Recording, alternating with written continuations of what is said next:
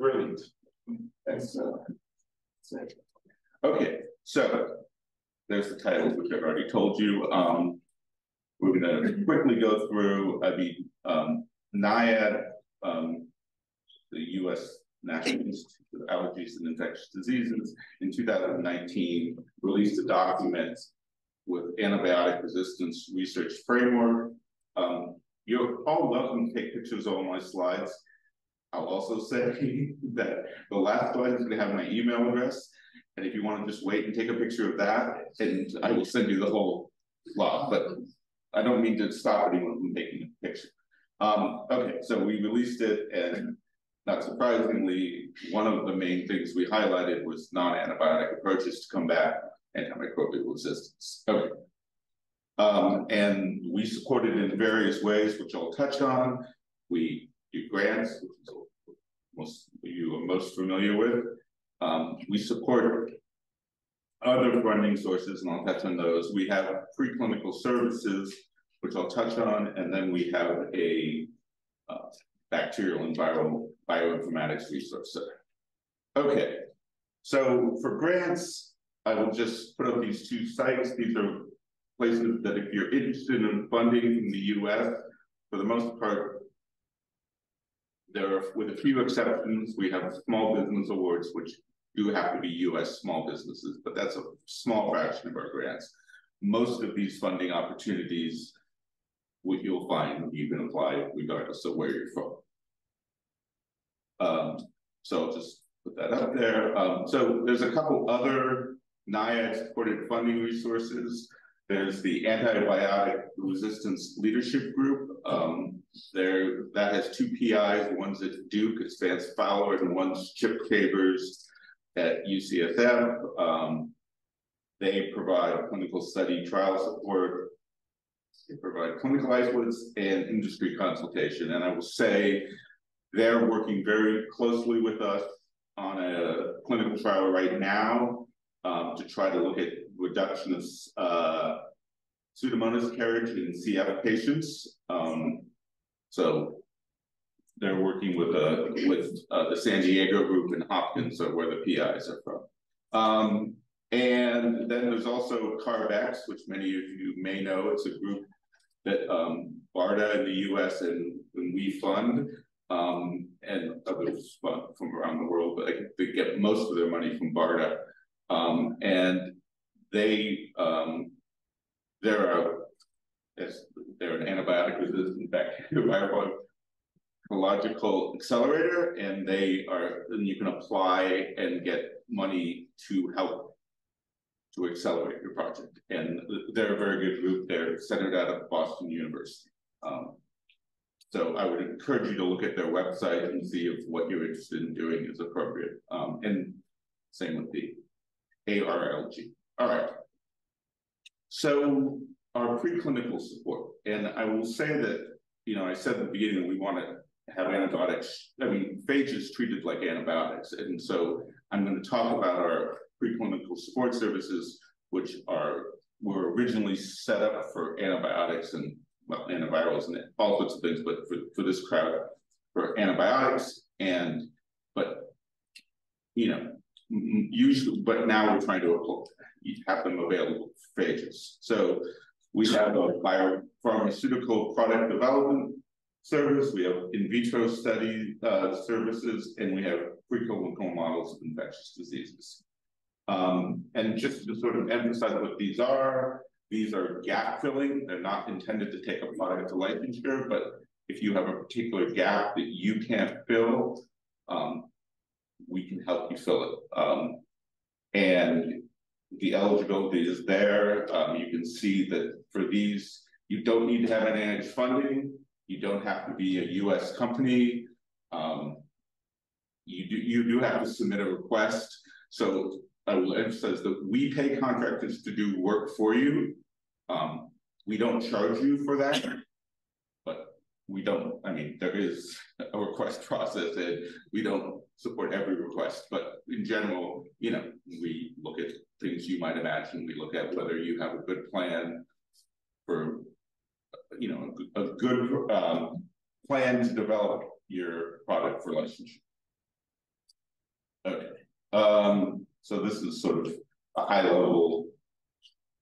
You need data or services. You can't discuss your request with NIAID, and in general, it's best. Well, you can reach out to me, and I'll put you in touch with who the best person is, depending on your thing, depending on your need, your thing, and we will either approve or deny your request, or sometimes we'll tell you, what you need to do to make your request better, and then you work with a contractor to perform the study or develop the assay, and there's a link there.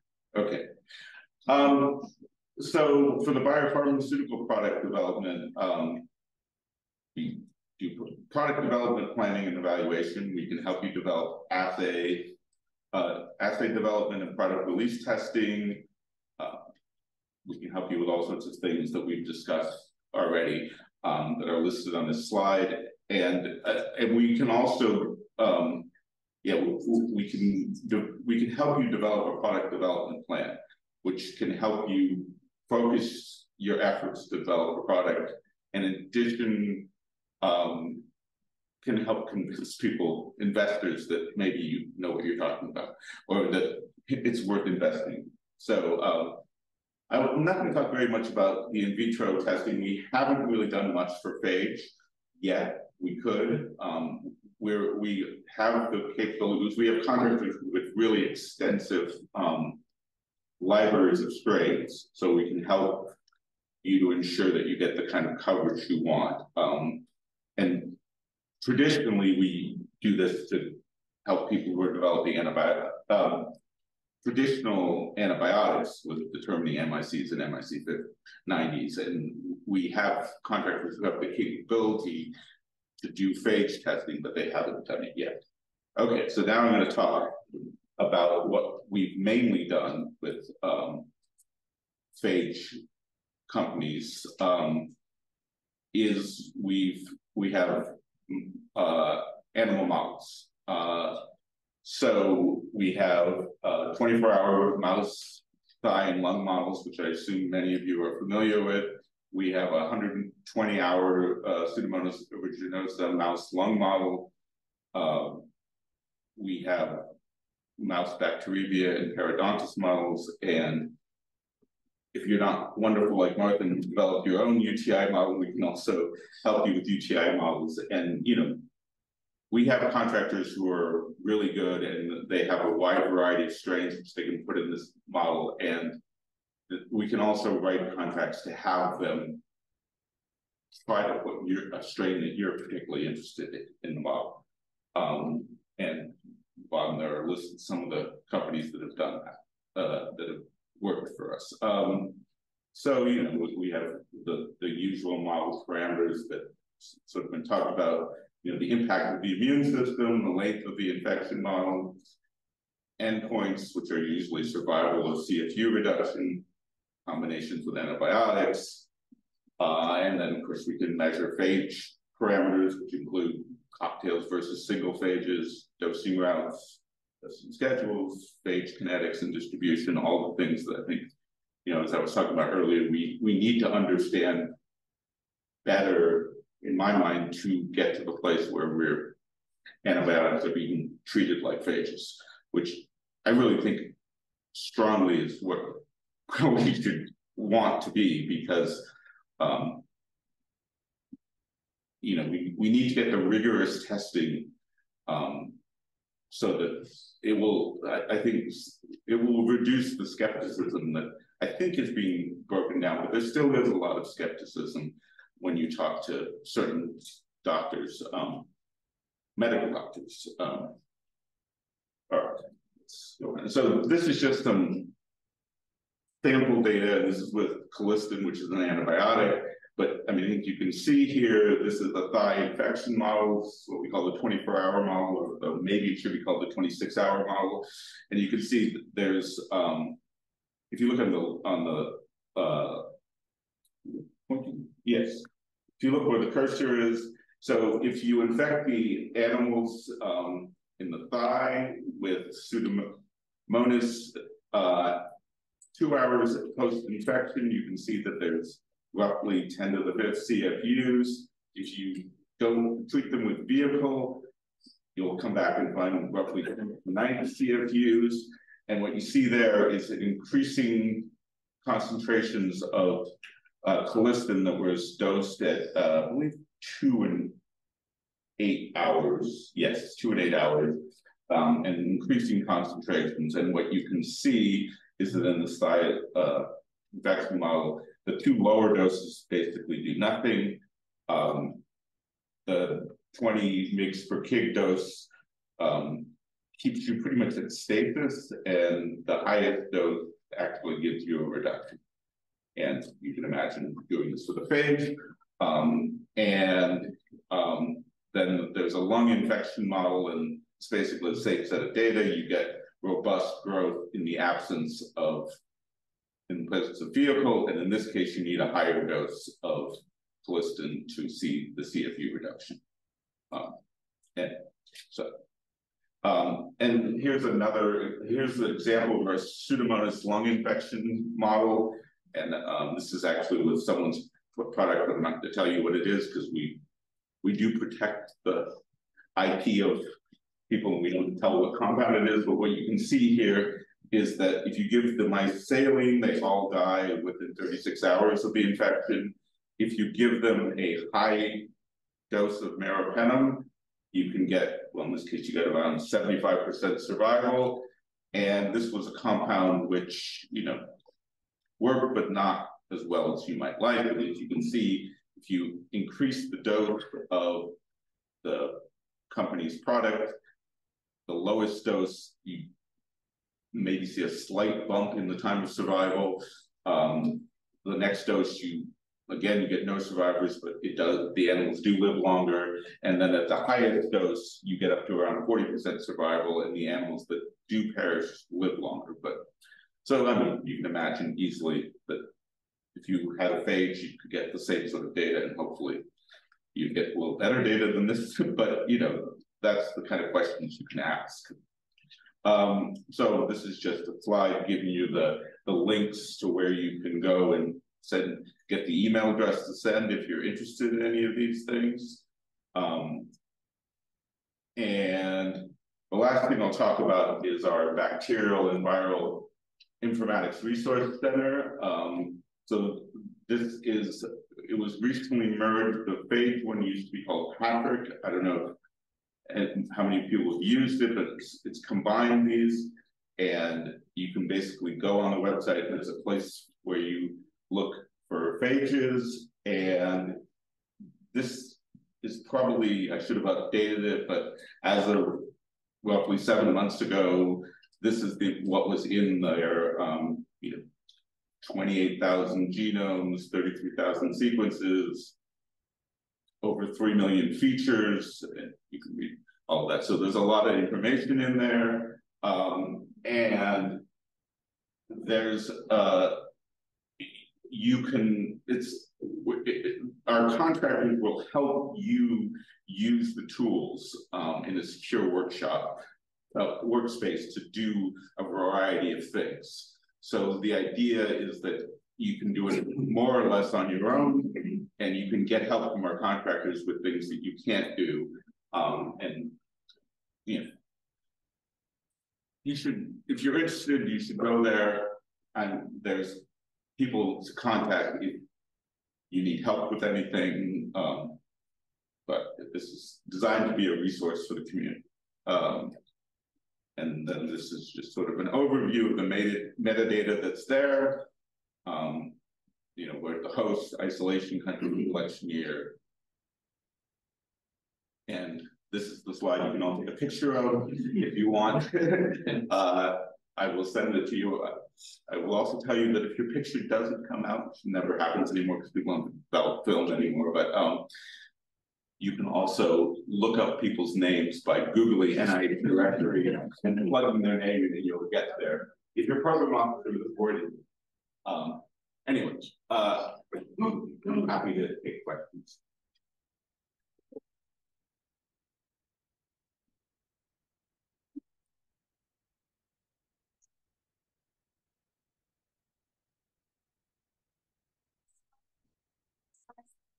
So just wait till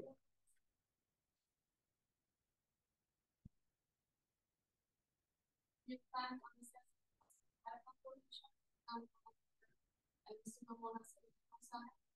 see how this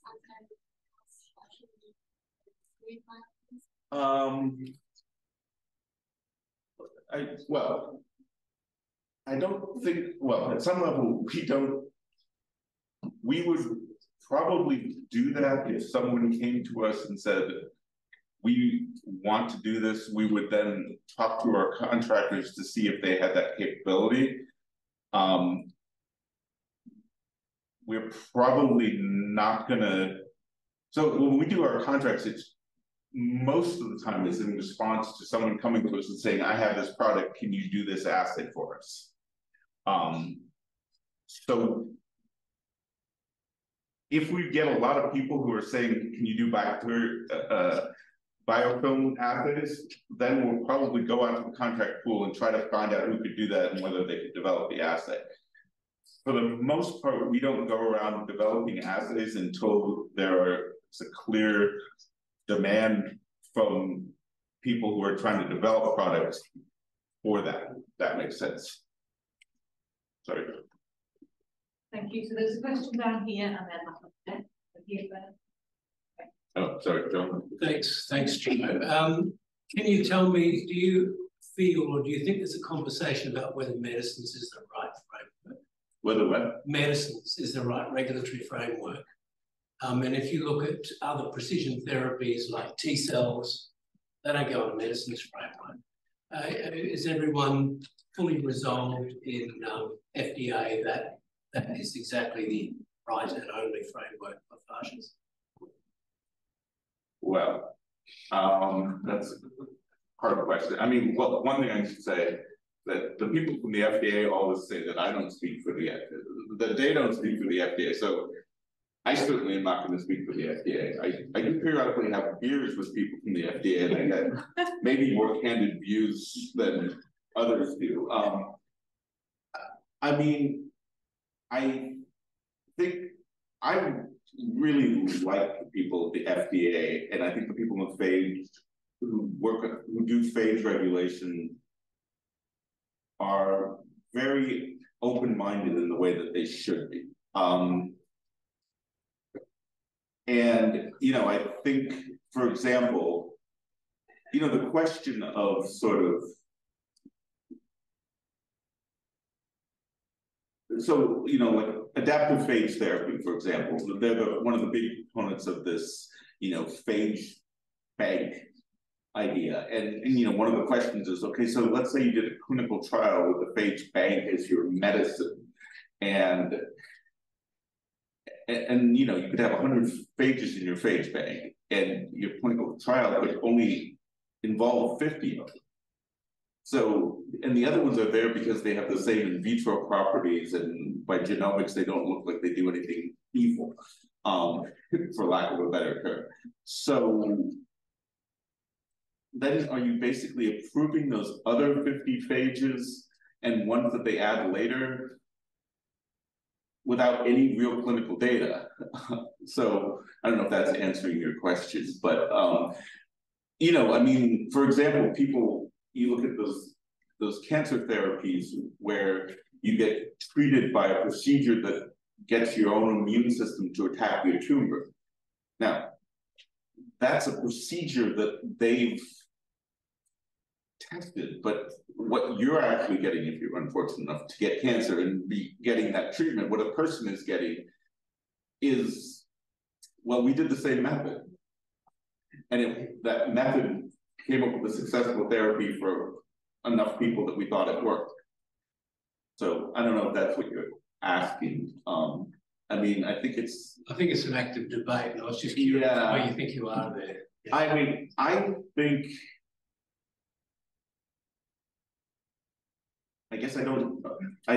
they should be treated as medicines, but like, is there a specific alternative?